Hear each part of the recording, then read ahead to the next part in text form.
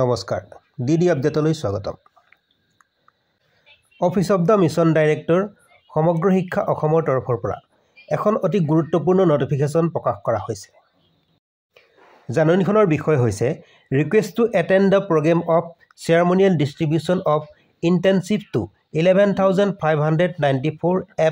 school of Gunotsav 2024 অৰ্থাৎ Gunotsav 2024ত A+ grade পোৱা 11,594খন স্কুলক সম্বৰ্ধনা জনাবৰ বাবে নিমন্ত্ৰণ কৰা হৈছে এই সম্বৰ্ধনা অনুষ্ঠান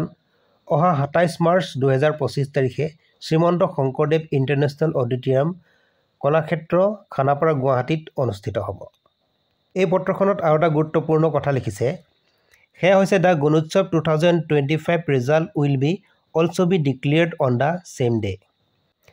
অৰ্থাৎ অহা 27 মাৰ্চত শ্ৰীমন্ত শংকৰদেৱ ইণ্টাৰনেশ্যনেল অডিটৰিয়াম খানাপাৰা গুৱাহাটীত অনুষ্ঠিত হ'বলগীয়া এই সম্বৰ্ধনা অনুষ্ঠানৰ দিনাখনেই 2025 বৰ্ষত অনুষ্ঠিত হোৱা গুণোৎসৱৰো ফলাফল ঘোষণা কৰা হ'ব পত্ৰখনত লগতে ইয়াকো কোৱা হৈছে যে considering the importance of both the programme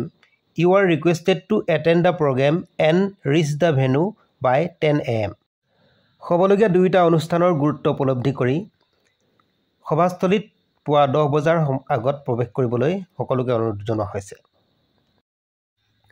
আৰু এই পত্ৰখন প্ৰেৰণ কৰিছে ডক্টৰ ওম প্ৰকাশ IAS মিছন ডাইৰেক্টৰ সমগ্ৰ শিক্ষা অসম আৰু পত্ৰখন 18 মাৰ্চ 2025 তাৰিখে প্ৰেৰণ কৰা হৈছে ধন্যবাদ